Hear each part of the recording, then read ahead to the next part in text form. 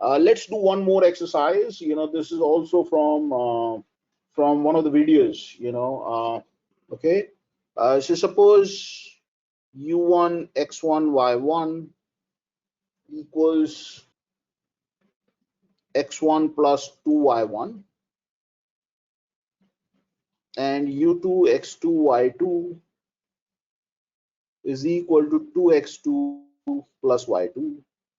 Okay, and let me take the same endowments as are there in the video. Okay, so it's 0 10 10 0. Okay, so let's take that endowment. Okay, so what you need to do is I'll give you an allocation and I'll ask you if you can use that result to show that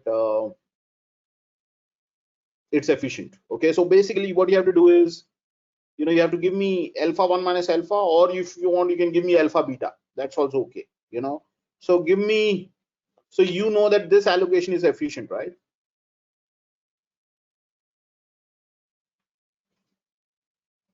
So what are the efficient allocations in this case? These, right?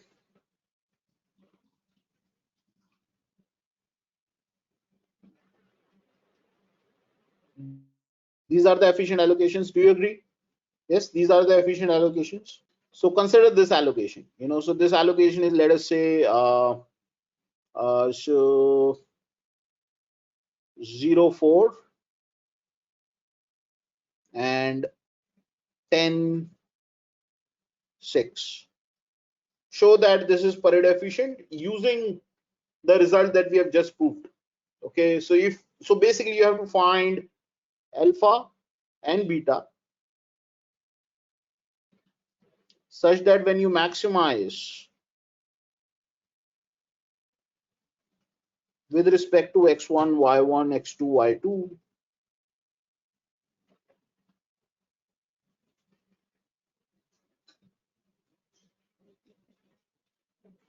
okay, subject to the constraint that x1 plus x2 is 10 and y1 plus y2 is 10. So when you solve this problem, you get this as a solution.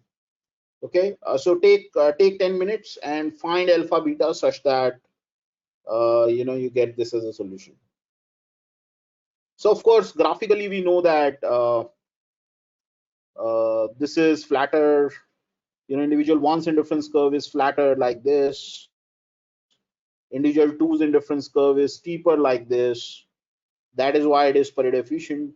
This is a graphical way of proving it, but let's prove it this way. Let's try and find weights such that if you maximize the weighted sum of utilities subject to the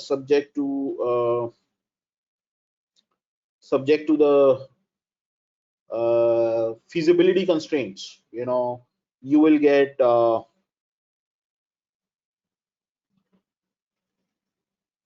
get this allocation as a solution. So you have to give me the weights. You have to give me alpha and beta so that when you solve this problem, you'll get this as a solution. Please note the solution may not be unique. That's okay. That's fine. But this should be one of the solutions. Because as you know, right, I mean, if something solves this problem for any alpha positive, beta positive, then that must be Pareto efficient. So if I can find alpha beta such that this allocation solves this problem, then it's a proof that this is Pareto efficient using this result. Okay, alpha 1/3, beta 2/3. Very good. Okay, excellent. Or if you want alpha 1, beta 2, that's also fine. Okay, so for alpha equal to 1, beta equal to 2, you'll get x1 plus 2y1 plus 2 times 2x2, which is 4x2 plus 2y2. Now notice that when you maximize this with respect to x1 y1 x2 y2 subject to these constraints, then 2y1 plus 2y2 you're maximizing subject to y1 plus y2 equal to 10. So any value of y will work, right? So in particular 4 6 will also be the solution to this problem. Okay, so y1 equal to 4, y2 equal to 6 will also solve this problem. Okay, and x1 and x2, obviously, because you're maximizing x1 plus 4x2 subject to x1 plus x2 equal to 10, you will put the entire x, you will put the entire amount of x in x2, right? So x2 will be 10. That's it. In fact, not only this is a solution, but with these weights, you'll get all these as a solution. Okay, is that fine? And with weights alpha equal to 2, beta equal to 1,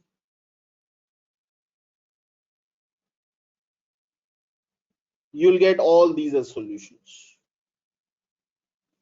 You just have to make sure, like, so if you want y1 and y2 both to be positive, how will that happen? That can only happen if uh, the coefficient of y1 is same as the coefficient of y2. So that means 2 alpha must be equal to beta, right? Okay, so the only way you can make sure that when you're maximizing 2 alpha y1 plus beta y2, that the solution to this problem is 4,6. How can you make sure that when you're maximizing this subject to this constraint, the solution is 4,6? When 2 alpha equals beta, right? That's how you can do it. Okay, now can you tell me for what values of alpha and beta is this the solution? There are multiple values of alpha and beta for which this is a solution. This is basically your endowment. For what values of alpha beta is endowment the solution? Yeah, it's an interval. That's right. Okay, so if you take beta to be 1 minus alpha, you will get alpha in the range 1/3 and 2/3. That's right. Okay, so the idea is, if you are just looking at alpha x1 plus 2 beta x2, you want to make sure that x1. So if you see this is a point 0 10 10 0. Okay, so you want to make sure that x2 is 10 and x1 is 0. So when is that possible? When 2 beta is greater than alpha, right? Yes or no? Is that okay? And again, this is 2 alpha y1 plus beta y2. So you want to make sure that y1 is 10. So y1 is 10 means that 2 alpha must be greater than beta. Is that okay? So basically this must be the case. Alpha must be less than 2 beta. Okay, and 2 beta must be less than 4 alpha. Okay, and if you take, of course, if you want to take alpha by beta ratio, that will give you alpha by beta must be less than 2 and 2 must be less than 4 alpha by beta. Okay, and if you want, you can take beta to be 1 minus alpha, and you can just rewrite this inequality. There are two inequalities, and you'll get 1 by 3 2 by 3. So basically alpha is less than 2 into 1 minus alpha. This is one inequality, and the other is 1 minus alpha must be less than 2 alpha. This is another inequality. So these are the two inequalities, and which will give you 1/3 and 2/3, as your interval. Okay.